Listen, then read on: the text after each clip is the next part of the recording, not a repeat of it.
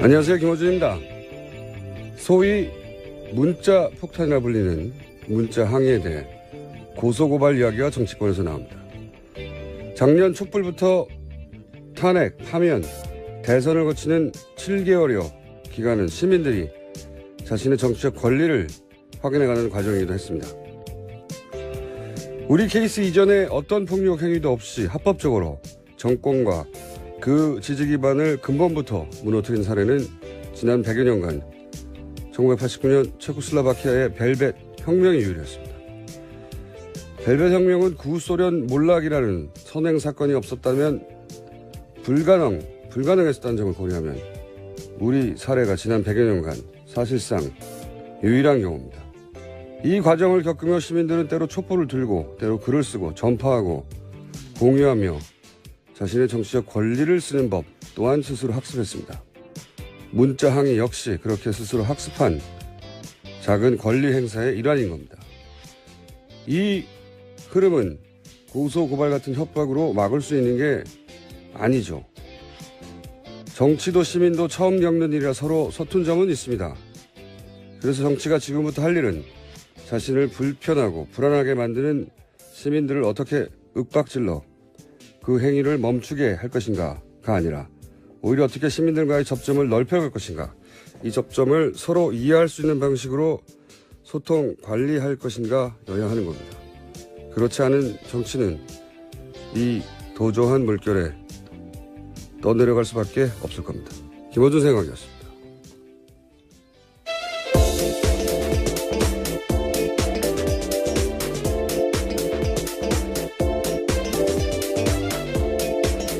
시사인의 김은지입니다. 네, 정치권에서 이제 인증 관련한, 인사 관련한 뉴스가 계속 쏟아지네요. 그죠? 예. 네. 첫 번째 뉴스는요?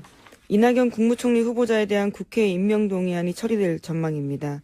자유한국당을 제외한 국민의당, 바른정당, 정의당은 어제 전격적으로 인준안 처리 협력 방침 정했습니다. 이에 따라서 31일 국회 본회의에서 인준안 표결이 이뤄질 전망입니다.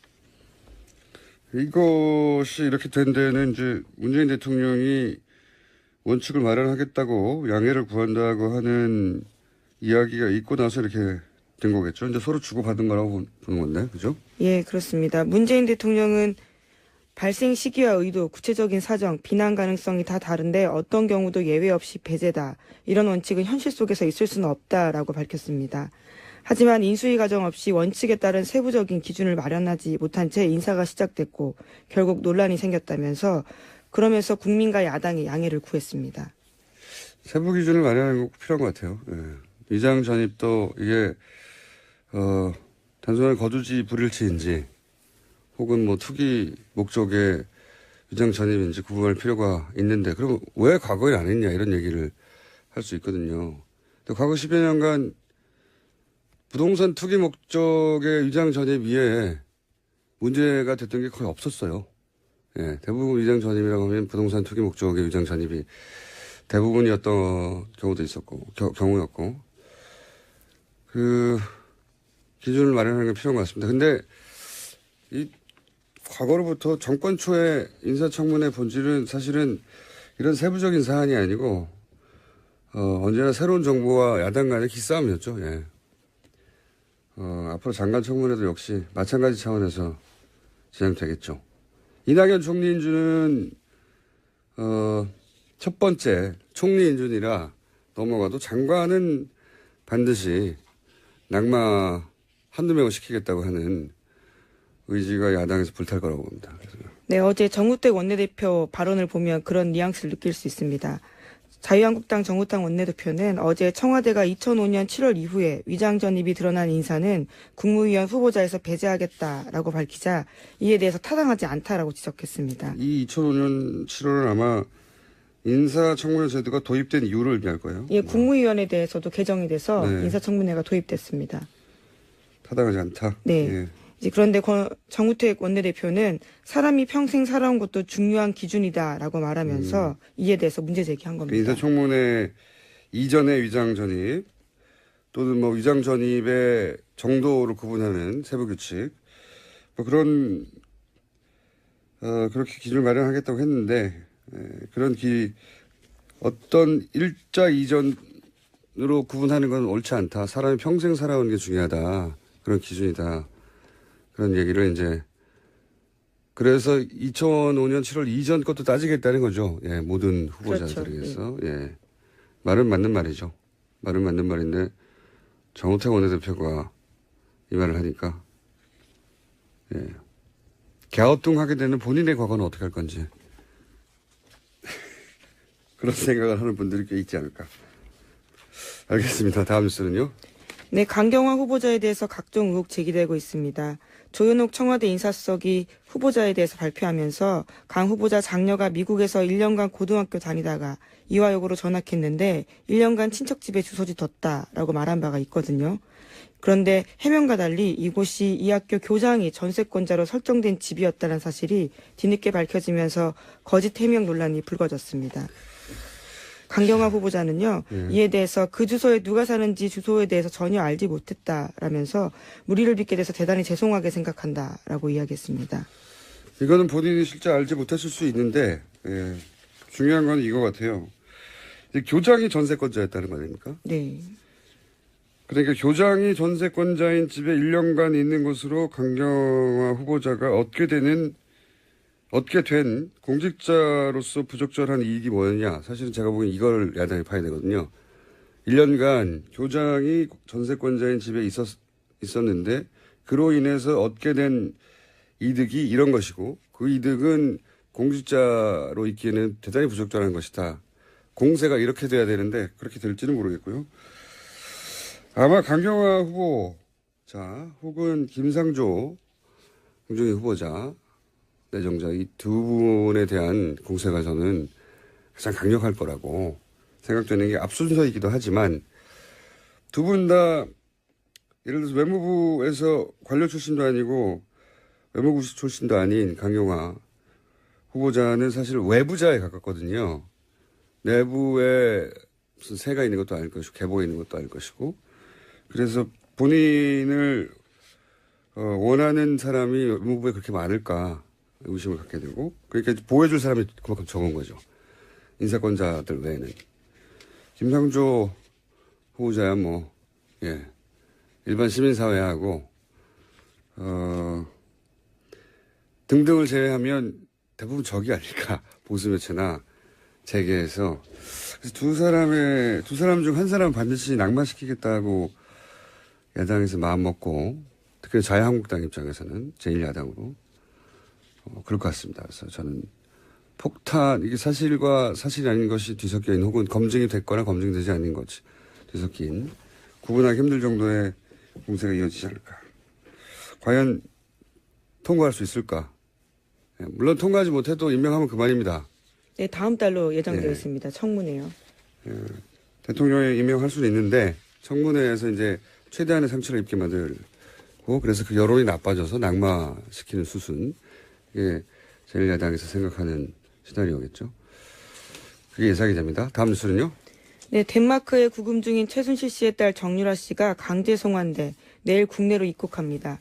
정 씨는 오늘 오후 덴마크 코펜하겐에서 출발해서 네덜란드 암스테르담 공항을 경유한 뒤에 31일 오후 인천공항에 들어올 예정입니다. 법무부 검사와 검찰 수사관 등 5명은 정 씨 송환을 위해서 어제 덴마크로 출국했습니다. 정유라 씨가 한국에 들어오게 되면 학사비리 외에 재산국외 도피나 범죄 수익 은닉 혐의 등에서 집중적으로 추궁할 방침입니다. 그렇군요. 학사비리는 뭐 거의 밝혀졌다고 보면 될 것 같고요. 이제 관계자들로 이미 1심 판결이 난 경우도 있고요. 예. 범죄 은닉과 관련해서 이제 집중적으로 조사를 받겠죠. 본인이 뭐 엄마보다 더 잘 알거나 엄마만큼 알지는 못하겠죠, 당연히. 대부분 모를 수도 있는데 정황을 파악하려고 하겠지 돈을 어떻게 쓴 건지. 네. 이에 대해서 마침 최순실 씨가 공판이 있어서 여기도 본인의 발언권을 이용해서 언급을 했어요, 보니까. 네, 어제 재판이 있었는데 거기 나와서 최순실 씨가 말했습니다. 유연이도 자꾸 죽이지 마라라고 했는데 정유라 씨의 전 개명전 이름입니다. 이에 대해서 재판부가 흥분하지 말고 이야기하라고 제지하자 최순실 씨는 딸이 들어온다고 해서 제가 좀 흥분했다면서 딸한테 협박하는 식으로 하지 말라고 검찰에게 이야기했습니다. 뿐만 아니라 대통령께서 여기 죄 없이 계신다라는 최순실 씨가 말을 했는데요. 삼성합병 문제로 여기 나와 있지만 자신의 혐의와는 상관없다 이렇게 주장했습니다. 사실 박근혜 대통령은 지갑에서 1,000원도 들어간 것이 없다 이런 이야기도 했습니다. 이 재판장에서 이제 주진영 전 하나증권 대표가 박근혜 전 대표의 발언에 대해서 정신 나간 주장이라고 해서 또 화제가 됐고, 그래서 저희가 잠시 후 인터뷰도 할 텐데, 저는 이 딸에게 협박하지 말라고 하는, 굳이 자신의 공판에서 언론을 향해 말을 한 거거든요. 실제로는 자신의 공판과는 아무 상관없는 얘기예요. 딸에게 협박하지 말라. 이제 엄마는 엄마니까요. 엄마의 마음으로 한 말로 이해는 가는데, 그런데 이런 태도가 딸과 본인에게 도움이 되느냐 하는 관점에서 보면 변한 게 없는 것 같아요. 이분은 이 상황에서도. 왜냐하면 본인이 이제 이렇게 협박하지 말라고 그랬는데 검찰이 딸을 협박해가지고 겁줘서 뭔가를 얻어내려고 하지 말라는 얘기인데, 본인이 딸을 입학시키는 과정이나 혹은 학교 가지 않고 학점을 얻어내는 과정에서 지도교수를 찾아가서 했던 협박과 폭력은 어떻게 할 것이며, 사람들이 아직 다 기억하고 있는데 승마대회에서 1등하지 못했다고 당시 심판들을 경찰서로 연행했단 말이죠. 그런 사건들이라든지, 그 사건을 조사하는 공무원을 자천시킨 사건이라든지, 학점 주지 않는 지도교수한테 했던 구체적인 언행도 다 언론을 통해 나왔잖아요. 뭐 포스코 계열 광고사를 뺏기 위해서 했던 폭력이라든지. 그러니까 이런 발언으로 동정심을 얻을 수도 없고 이해받을 수도 없는 상황이라 오히려 선처를 바란다고 했어야 될 것 같은데, 미움을 받는 데는 일가를 이룬 사람 같아요. 상황이 이해가 안 되는 것 같습니다. 자기가 처한 상황. 재판에서 최순실 씨 이야기하는 거 몇 번 봤는데 정유라 이야기만 나오면 그렇게 흥분을 합니다. 아니, 부모는 당연히 그럴 수밖에 없죠. 범죄는 범죄고 부모는 부모니까요. 근데 그게 본인과 본인이 걱정하는 자녀에게 도움이 되도록 해야 되잖아요. 그게 아니라는 거죠. 상황 파악이 전혀 안 되는 것 같습니다. 아직도. 이게 곧 끝날 일이고 지나갈 거라고 생각하는 것 같아요. 네. 그렇지 않고서야 선처를 호소해야 되는 상황에서 화를 내고 있는 거잖아요. 협박하지 말라고. 검찰과 언론을 향해서. 다음 주는요? 네, 박근혜 전 대통령 탄핵 상태에서도 청와대가 매월 수십만 원씩 참모들에게 현금을 줬다라는 사실이 확인된 바 있는데, 대통령 참모들이 수당으로 나눠 가진 돈을 빼더라도 20억 원이 훨씬 넘는 돈의 행방은 여전히 알 수 없다라는 보도가 나오고 있습니다. 이 액수가 이전 정권에서도 쭉 이어져 왔던 관행인지 아닌지 모르겠어요. 액수가. 근데 저는 이것이 이제 박근혜 정권에서 세운 기준이라 하더라도 따져볼 일이지만, 근데 박근혜 정권 대통령이 이렇게 세운 기준이라면 이 개별 돈 받은 사람 아무 잘못이 없잖아요. 예. 근데 정말 중요한 거는 뭐 이런 관행도 이제 바꿔가겠지만 이렇게 밝혀진 이상 정말 중요한 건 이건 것 같아요. 그렇게 어제도 잠깐 얘기 나왔었는데 이 돈이 어디로 갔냐.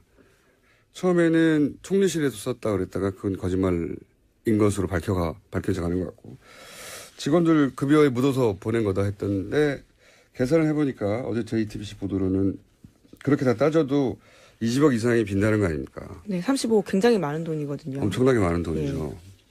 예. 20억은 누가 개인이 단기간에 쓸 수 있는 돈이 아니에요, 이게. 그래서 이제 어제도 얘기했듯이 헌재 판결에 이길 거라고 믿어 의심치 않았던 청와대가 이 영수증이 남지 않는 돈을 탄핵 기각되는데 도움이 되는 활동에 쓰고 싶은 유혹을 엄청나게 느꼈을 거거든요. 당연히 그 상황 속에서는. 그래서 저는 반드시 들여다볼 필요가 있다. 이게 태극기 혹은 가짜뉴스에 자금이 흘러간 흔적이 없는 것인지 무관한 것인지, 그 상황으로 돌아가서 그 청와대 내에 사람들의 사고방식으로 보면 당연히 탄핵 기각의 확률을 높이고 대통령이 복귀할 수 있도록 하는 활동을 본인들 입장에서는 특수활동으로 이해했겠죠. 네. 영수증도 안 남으니까. 그런 유혹을 엄청나게 느꼈을 것이다. 그런 유혹을 느꼈을 가능성이 높기 때문에 한번 따져봐야 된다고 저는 생각합니다. 계속해서. 다음 뉴스는요? 네, 어제 황교안 전 국무총리가 세월호 수사 방해했다라는 소식 전해드렸는데 연속해서 한겨레가 오늘 아침에도 보도했습니다. 황교안 당시 장관 등 법무부 수뇌부가 세월호 참사 직후 치러진 6.4 지방선거와 7.30 재보궐선거에서 여권이 참패할 것을 우려해서 해경 수사팀 구성과 수사 착수도 최대한 지연시켰다라는 보도했습니다. 그렇군요. 어제는 이름이 나오더니 이제는 목적이 나오는 거네요. 예, 업무상 과실치사를 적용하면 정부의 책임이 되니까 정부의 당시까지의 프레임은 이건 정부의 책임이 하나도 없는 교통사고에 불과하다. 그러기 위해서 이제 광주지검에 있는 인사들에게 업무상 과실치사를 적용하지 말라고 압박했다. 이름이 이제 등장한 것이고 오늘은 이제 왜 그랬냐. 단순히 정부 책임을 벗어나라고 했느냐. 아니다. 정치적 목적이 있었다. 이런 거네요. 예. 네, 직접적인 관계자들 이야기도 나오고 그래요? 있습니다. 예, 검찰 관계자에 따르면 예. 겉으로 해경 사기저하 운운했지만 사실은 선거를 걱정했다라는 이야기가 있고요. 또 당시 광주지검 관계자 말에 따르더라도 6월 지방선거 전까지는 일체 대외 수사 못하겠다. 검사들이 목포까지 갔다가 갑자기 하지마 그래서 돌아온 일도 있다라는 겁니다. 그러면 이것도 이해가 되네요. 전산 압수수색 서버가 6월 5일 날 나갔거든요. 근데 6월 4일이 지방선거였어요. 앞뒤가 맞네요. 예, 그렇게 따지면. 이런 증언들이 더해지면서 이제 당시 세월호 관련 수사가 어떻게 정치적으로 왜곡됐는지 일단이 조금씩 드러나는 거네요. 예. 선거에 부정적인 영향을 끼칠까봐. 그런 목적이 분명히 있었다는 거죠. 네, 그렇다면 이건 직권남용으로 충분히 수사가 가능한 사안입니다. 예, 직권남용으로 끝날 일이 아닌 거죠. 정말 그랬다면. 이제 막 수사가 시작됐으니 이제 앞으로 좀 더 밝혀지겠죠. 취재가 시작됐으니 이 분야에. 한겨레 단독이었습니다. 지금까지 시사인의 김은지였습니다. 감사합니다. 낙마 한두 명을 시키겠다고 하는 의지가 야당에서 불탈 거라고 봅니다. 네, 어제 정우택 원내대표 발언을 보면 그런 뉘앙스를 느낄 수 있습니다. 자유한국당 정우택 원내대표는 어제 청와대가 2005년 7월 이후에 위장 전입이 드러난 인사는 국무위원 후보자에서 배제하겠다라고 밝히자 이에 대해서 타당하지 않다라고 지적했습니다. 이 2005년 7월은 아마 인사청문회 제도가 도입된 이유를 의미할 거예요. 예, 국무위원에 대해서도 개정이 돼서 네. 인사청문회가 도입됐습니다. 타당하지 않다. 네. 예.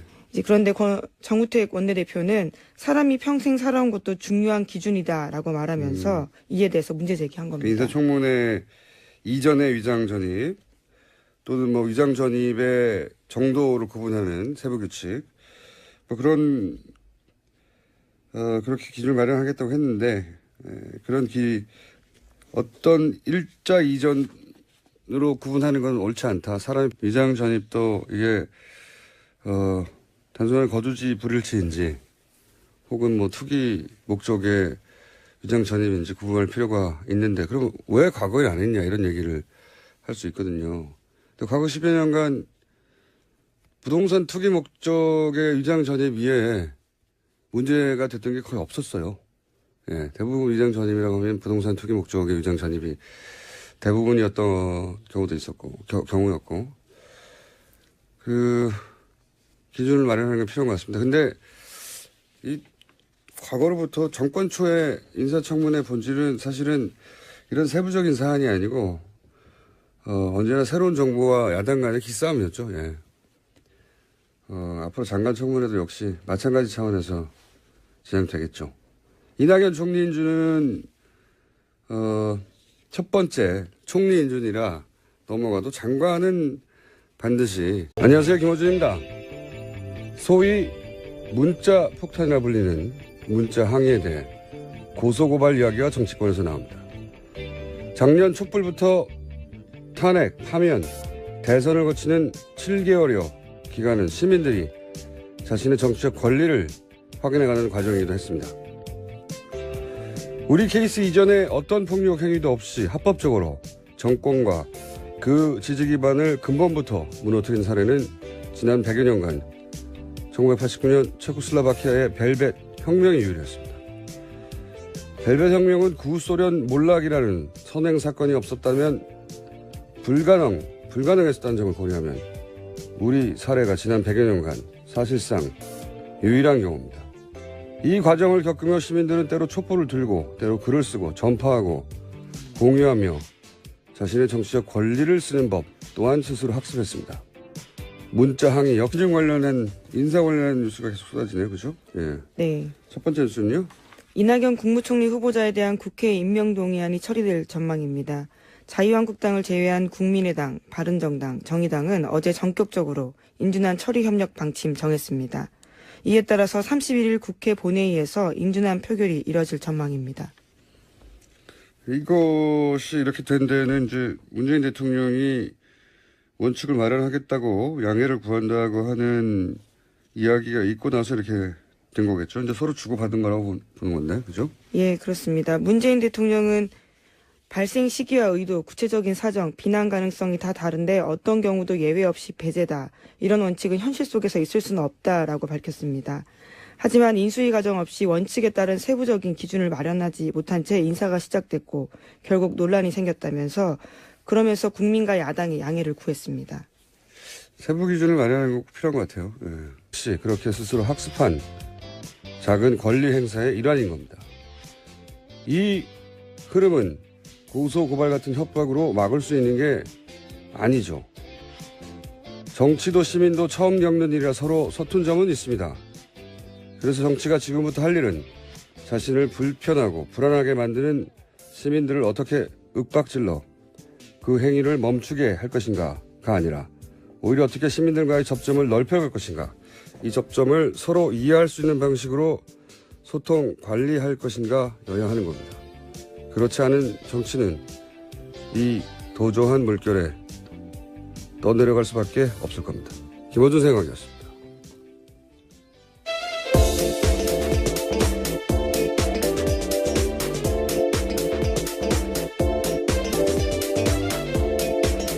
시사인의 김은지입니다. 정치권에서 이제